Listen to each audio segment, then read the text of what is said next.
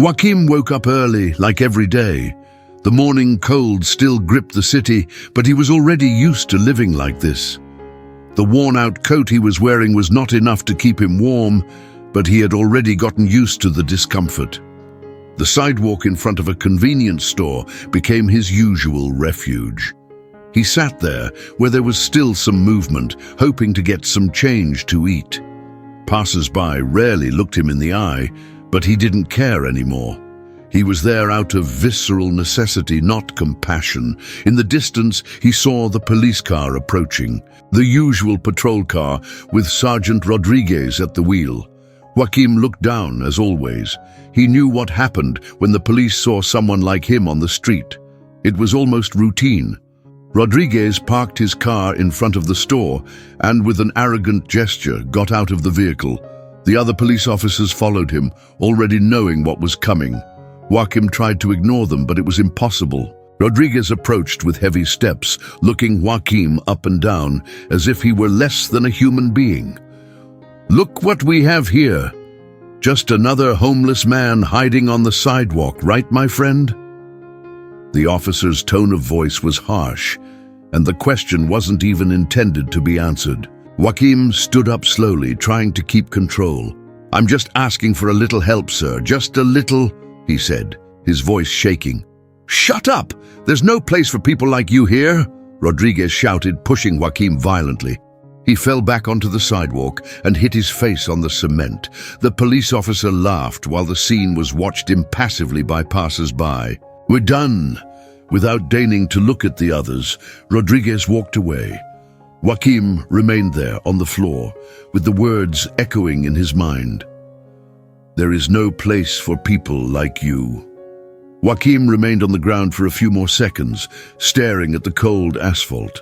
The pain from the impact against the cement still throbbed on his face, but it was the weight of the humiliation that paralyzed him.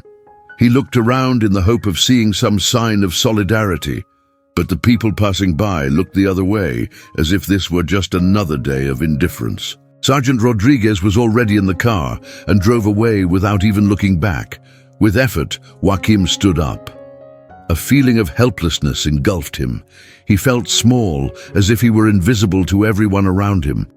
It wasn't the first time he had experienced this kind of humiliation, but this time something felt different. It was as if the shame was heavier, harder to bear. He stepped away from the sidewalk and sought refuge somewhere far away, where no one could see him. He sat on a park bench, his eyes fixed on nothing. He remembered when he was at the top, when he had a respected career as a police officer, when people looked up to him. Now he felt like his life was a shadow of that past.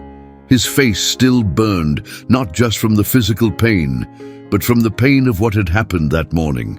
In the following days, the video of the attack went viral. The scene of Rodriguez pushing and insulting him was captured by a passerby, and outrage took over social media. Joaquim watched, speechless, as the messages of repudiation spread. "Where is justice? He's just a man asking for help." Hashtags appeared, but he felt alienated from it all. What people didn't know was that their struggle was much bigger than this humiliation. It was a daily battle for survival, but now he found himself used as a symbol of something bigger, the systemic racism that permeated his city. The pressure began to mount. Social groups organized to protest police violence and abuse of power, and Joaquim's story spread like wildfire. But deep down, he still wondered, what's the point of all this attention if the world continues to ignore me? The investigation into the incident took an unexpected turn. The video of the attack sparked outrage, but as people began to dig deeper, they discovered surprising details about Joaquim. In the days that followed, news began to circulate about his identity. Joaquim was no ordinary homeless man. He was the city's former police chief, a respected figure and, to many, a hero. The city was divided between those who supported Joaquim and those who did not believe the story that was beginning to unfold. The media went into action, and details of Joaquim's past appeared in every newspaper and television channel. Images of his rise in the police force, his leadership, and his victories at crucial moments were reviewed. But what surprised everyone the most was the fact that he had been responsible for saving the lives of several police officers during violent confrontations, including that of Rodriguez, who, years before, was new to the police force. Joaquim watched the television in silence, not knowing whether to feel anger or relief. He remembered when he had dedicated his life to the corporation, when he believed he was doing the right thing, protecting others, ensuring justice. How could he have imagined that the same system he had helped build would crush him so mercilessly? He smiled bitterly, not at all satisfied with what he saw. This revelation would change nothing for him, but for Rodriguez, things were about to change. The sergeant, in turn, began to feel the weight of the truth. Joaquim's name brought up a deep sense of shame. He tried to minimize the impact of his actions, claiming that he acted in the heat of the moment and that he didn't know who Joaquim was. But the internet was unforgiving. Images, videos, and testimonies began to question the officer's morality. The words he used to humiliate Joaquim, now that he knew who he really was, sounded even crueler. Rodriguez, who had previously felt untouchable, found himself surrounded by critical eyes and relentless journalists. The pressure mounted, and he could no longer escape the truth. The man he attacked was not just a homeless man, but someone who had given his life to protect the city, including his own. Joaquim, in turn, just watched. Now his story, his pain, was shared, but society's indifference still tormented him. After all, what was the point of all this attention now, when he was already completely destroyed? Public outrage reached a critical point. Human rights organizations, anti-racism movements, and ordinary citizens began to unite to demand justice for Joaquim. Protests began to gain momentum on the streets, and the media intensified its coverage of the case, with people from all corners of the city demanding that Sergeant Rodriguez be held accountable for his inhumane behavior. The authorities, pressured by the wave of protests, finally began to act. An internal police investigation was opened, and Rodriguez's name was put under investigation. But although he tried to justify himself by saying that he did not know who Joaquim was at that moment, the evidence did not lie. Video recordings and witness accounts point to him as the aggressor, and the discoveries about Joaquim's past made the situation even more untenable for the police officer. Rodriguez, who until then had been a confident man, began to feel the weight of his arrogance. He was called to testify, but he could not avoid the pressure. His posture of superiority was slowly broken by the strength of the evidence and the clamor of the population. The streets were full of people demanding justice. He knew that at any moment his career and his freedom could be destroyed. What had seemed impossible now seemed imminent. Meanwhile, Joaquim, with the help of activists and former police colleagues, began to organize. He knew his fight would not end there. Simply being recognized as a former police chief did not restore his dignity or erase years of suffering. He knew he needed more than justice for Rodriguez. He needed to change the system that allowed this violence and humiliation against him and so many others.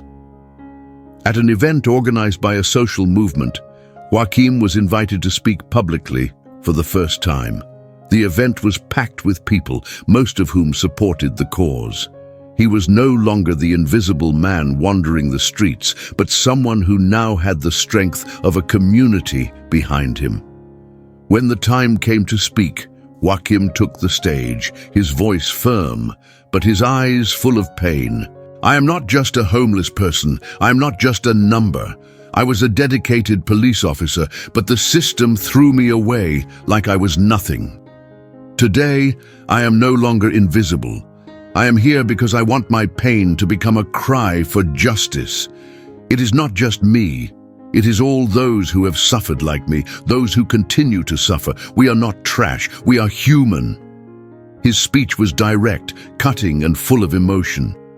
The audience remained completely silent, absorbing every word.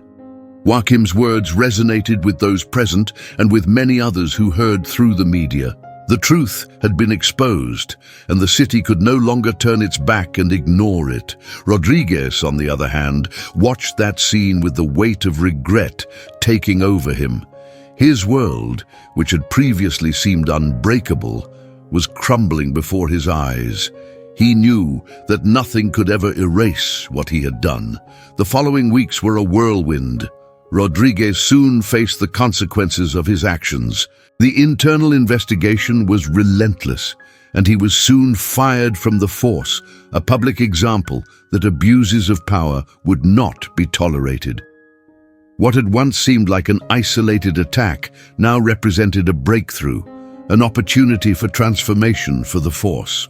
Although he tried to defend himself, the city showed no mercy. The truth about who he really was and what he had done to Joachim could not be erased.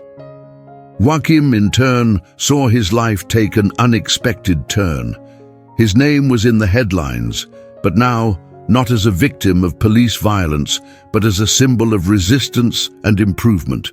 He received support from former police associations, from colleagues who respected him, and from activists committed to the social cause. Some even apologized for not speaking out sooner, for not having seen what was happening to him over the years.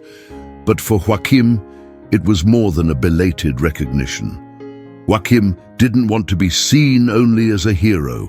What he wanted was for his experience to serve as a basis for real change.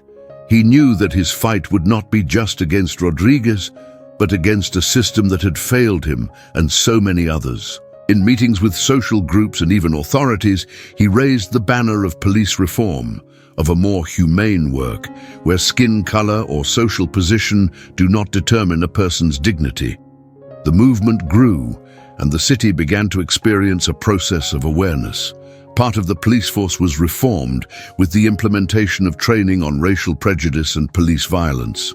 Joachim's case, despite the pain, now represented a paradigm shift.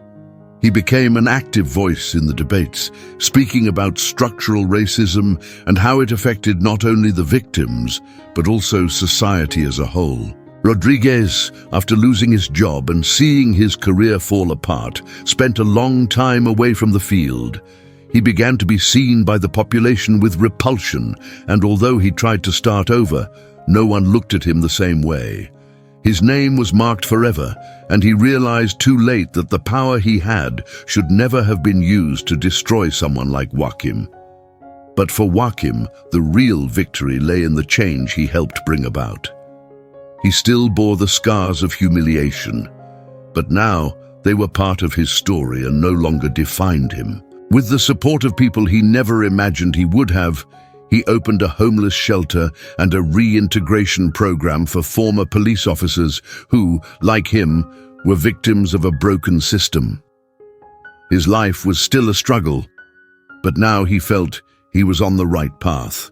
When he walked through the city streets, people looked at him with respect, and he knew that the simple fact of being seen, of being recognized as human, was already a great victory. There was no more shame, only a firm desire to move forward.